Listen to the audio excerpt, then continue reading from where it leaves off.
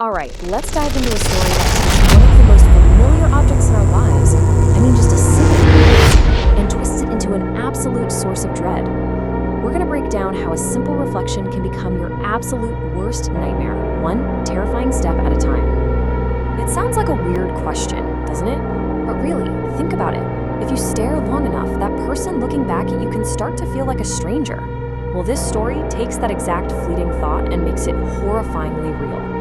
And boom, that's where it all begins. Not with some big jump scare, not with a monster under the bed, but with a tiny, almost unnoticeable glitch in reality.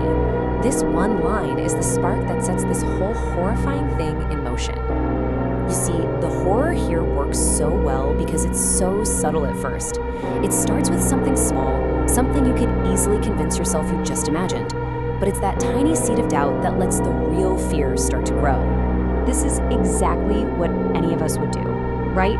You see something weird, and your brain immediately tries to rationalize it. Oh, my eyes are tired, or it's just a trick of the light. So he does a simple test, waves his hand, and when the reflection copies him perfectly, he breathes a sigh of relief. For a moment, anyway. But just as he's starting to calm down, it happens again. Another tiny delay. One weird thing is an anomaly, but two starts to look like a pattern. And just like that, his relief evaporates. And a much colder, deeper fear starts to creep back in. Okay, so his senses are telling him one thing, but his rational mind is screaming that this is completely impossible. So what do you do when you can't trust your own eyes? You look for objective proof. Arish decides it's time to take his own, possibly faulty perception out of the equation entirely.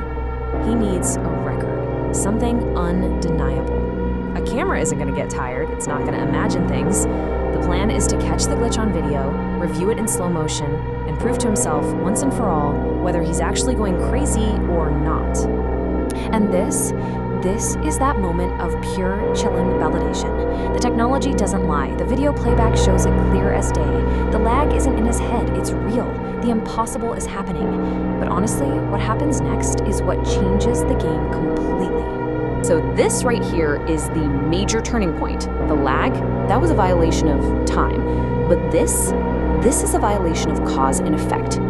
The reflection moves entirely on its own. It is no longer just a delayed copy.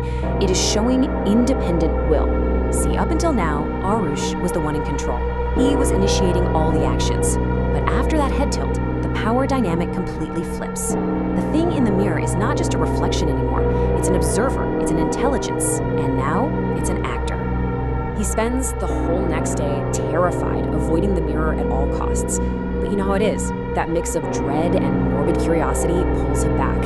And this time, the entity has leveled up. It's not lagging behind anymore. It's moving before him. It's anticipating him. It is absolutely in control now.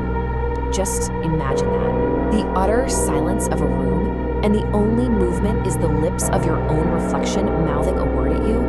That single silent word is so much more terrifying than a scream because it means there's a purpose here. It has a goal. So this isn't some random haunting anymore. Switch is not a random word. It's a mission statement. This thing wants something, and it has just told him exactly what its end game is. The horror just went from psychological to a very direct, very personal threat. So in total desperation, Arush does what any of us would do. He turns to the internet. And somewhere deep in the digital chaos, he finds one tiny, critical piece of info. A single comment on some old, forgotten forum that suggests maybe this has happened before, and that there are rules to this nightmare. This one simple rule must have felt like a lifeline. It's a strategy. It means survival might actually be possible, but only if you can follow one single terrifying instruction. Suddenly, this whole encounter has become the world's highest stakes staring contest. And of course, the reflection escalates things again. It's not just smiling or mouthing words now, it's making a physical move, an act of invasion. It's testing the very boundary between its world and ours. And maybe more importantly, it's testing Arush's nerve. And in that moment of pure, gut-level fear, he breaks the one and only rule he was given. And you can't blame him. It's a completely human reaction. Your survival instinct screams at you to look away from a threat. But in this nightmare, that instinct is the very thing that seals his fate. So what's the penalty for breaking the rule? It's not death, oh no. It's something way, way worse. The consequence is the reflection finally getting what it wanted all along. The switch. Okay, let's break this down because this twist is just devastating. The real Arush is now trapped inside the mirror world. It looks normal, it looks bright, but he is a prisoner behind glass.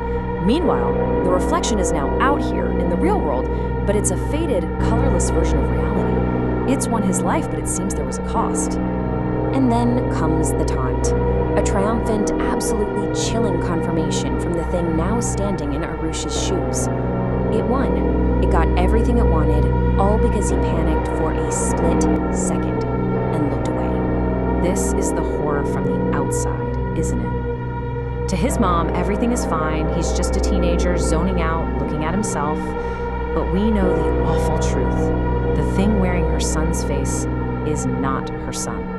And this is the ultimate, final horror of his situation. He's right there. He can see his life, he can see his family, but he can't touch them, can't speak to them. He's become a silent, invisible ghost in his own home, forced to watch an imposter live his life for him. This final warning from the story is brilliant because it brings the threat right back to us, the audience. It transforms this from a story we just heard into a paranoia that we might just carry with us the next time we're in front of a mirror. So it really just leaves you with one final question. If you were in a staring contest with your own reflection and the rules of reality started to bend, are you absolutely sure you would be the one to win?